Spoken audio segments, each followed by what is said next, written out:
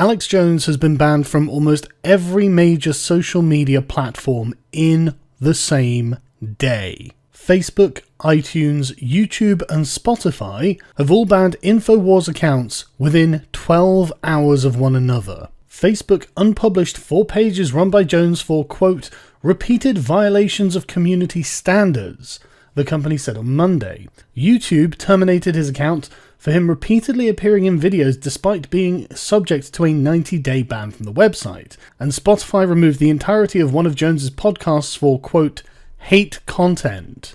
Facebook removed the pages after the social network imposed a 30-day ban on Jones personally for his role in posting violating content to these pages. A spokesperson said, more content from the same pages has been reported to us.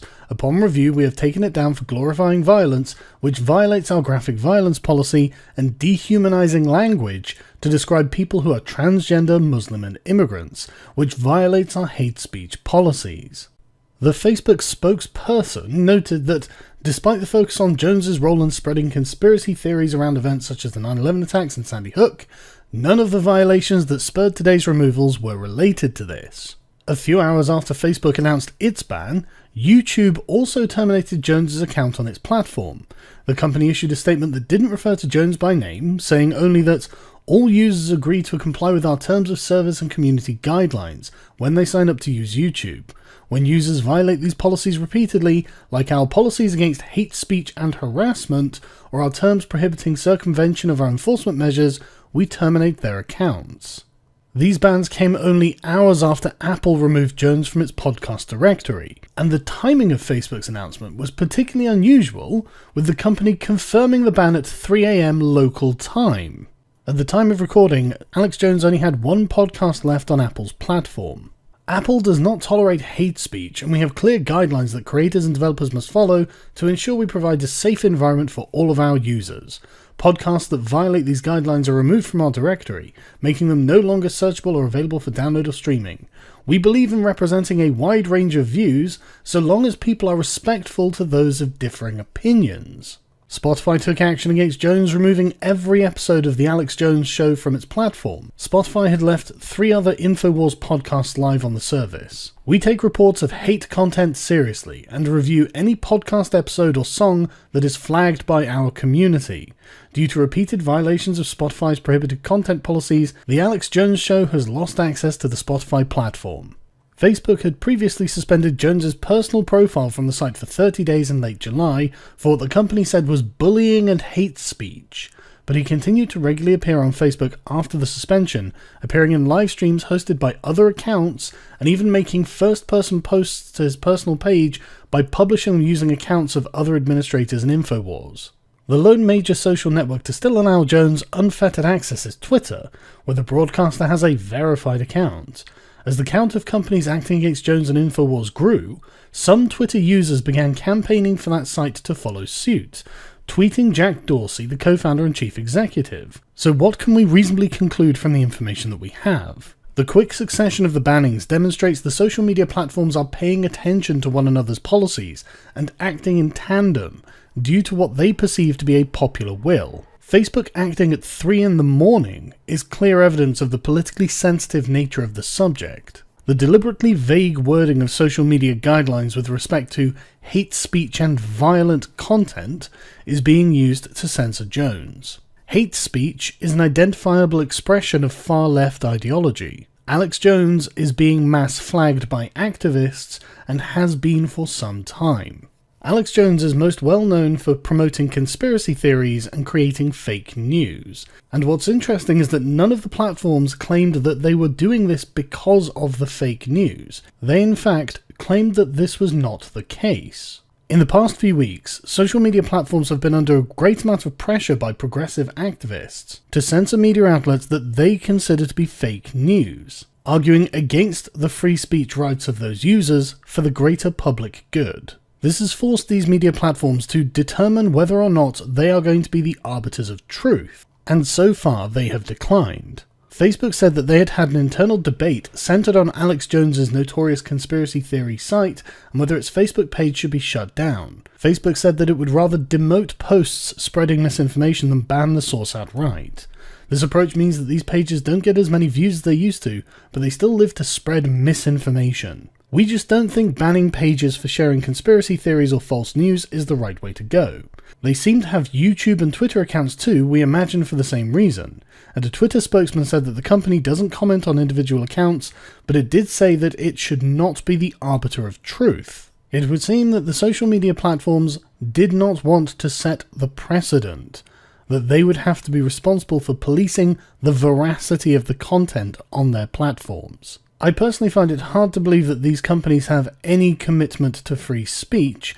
I think they were just trying to avoid creating yet another rod for their own backs. I would hazard a guess that they were remarkably relieved when it turned out that they could ban Alex Jones from their platforms for violations of progressive morality, if for no other reason than to stop the hate mobs. But this barely improves the social media platforms, as now they are the arbiter of progressive morality on the internet, and I am absolutely certain that the Overton window of acceptable, not hateful content will continue to shrink over time. So who are these progressive bootlickers? Many of them are just minor personal accounts, but you do get ones like this. This is Sleeping Giants, which is a campaign to make bigotry and sexism less profitable. Their entire goal, the reason for their 179,000 Twitter follower accounts, is to get their ideological opponents shut down. As you can see with this tweet aimed at Spotify, Alex Jones has been responsible for harassing the parents of Sandy Hook children, Vegas shooting victims, and threatening to kill the special counsel, and now you're hosting his podcasts. Citing Jared Holt, notorious liar for Right Wing Watch. Nearly 10,000 retweets.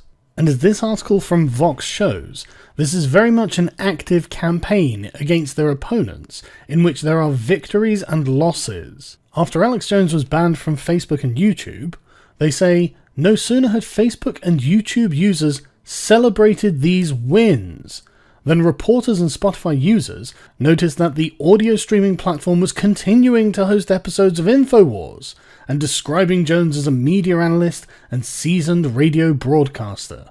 This, of course, is not the first time that this has been done. In May, after allegations of sexual abuse were levelled at rapper R. Kelly, the company initially hastily deployed a new hateful content policy and used it to temporarily stop promoting R. Kelly's music on its curated playlists. What this means is that progressively minded Twitter mobs are now controlling what you are able to lawfully see and hear in accordance to their own moral sensibilities, and probably in violation of yours. They are dominating these platforms with their hate speech policies against our free speech policies, and for some reason these platforms are capitulating. And as conservative activist Candace Owens has demonstrated, these social media platforms are not going to be consistent. Where Sarah Jeong can go on Twitter and spout demonstrable hate speech against white people, she not only does not lose her account but is now hired as an editor at the New York Times. When Candace Owens posts the same tweets but just with a different race replacing white people, she is locked out of her account. Both of these sets of tweets violate Twitter's rules on hateful content, but one person is conservative and the other person is a progressive. I'm sure you've learned the lesson by now, but let me repeat it. They will not deal with you fairly. Make no mistake, Alex Jones is the canary in the coal mine. His lawyer admitted during his divorce proceedings that Alex Jones is a character. Alex Jones is a satire, a pastiche of a news reporter, of a crazed right-wing conspiracy theory radio host. Alex Jones is deliberately fake news, and he uses his platform to say things that otherwise probably shouldn't be said, and in fact act as a worthy benchmark for the rest of us to know when we are also going off the rails. But anything they do to him now, they will do to us when they have removed every trace of him from the internet.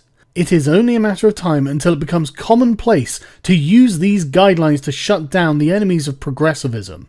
Anything we say will be used to shut us down in exactly the way it's happened to Alex Jones. Very few people have a high opinion of Alex Jones, and with good reason. But no matter what your opinion of Alex Jones is, you must support his right to use these platforms, even if he says things that are offensive but not illegal, and even if he does things that seem silly, and even if he outright manufactures falsehoods. The consequences of that will be borne by Alex Jones. And yes, I do find the timing of this very suspicious, given how we're coming up to the 2018 midterm elections in the United States, and Alex Jones had millions of subscribers. If they can do it to him, they can do it to any one of us. And finally, I would recommend setting up accounts on Gab.ai and Minds.com. Follow any of your favourite content creators on these alternative platforms that actually have a commitment to free speech. I exempt myself from the Speaker's kind offer of protection that was so generously proffered at the opening of this evening. Anyone who wants to say anything abusive about or to me is quite free to do so, and welcome, in fact, at their own risk. But before they do that, they must have taken, as I'm sure we all should, a short refresher course in the classic texts on this matter, which are John Milton's Areopagitica being the great hill of Athens for discussion and free expression, Thomas Paine's Introduction to the Age of Reason, and I would say John Stuart Mill's essay on liberty, in which it is variously said, I'll be very daring and summarize all three of these great gentlemen of the great tradition of especially English liberty in one go. What they say is, it's not just the right of the person who speaks to be heard. It is the right of everyone in the audience to listen and to hear. And every time you silence somebody, you make yourself a prisoner of your own action because you deny yourself the right to hear something. In other words, your own right to hear and be exposed is as much involved in all these cases as is the right of the other to voice his or her view. Indeed, as John Stuart Mill said, if all in society were agreed on the truth and beauty and value of one proposition, all except one person, it would be most important, in fact, it would become even more important, that that one heretic be heard, because we would still benefit from his perhaps outrageous or appalling view. In more modern times, this has been put, I think, best by a personal heroine of mine, Rosa Luxemburg, who said that the freedom of speech is meaningless unless it means the freedom of the person who thinks differently.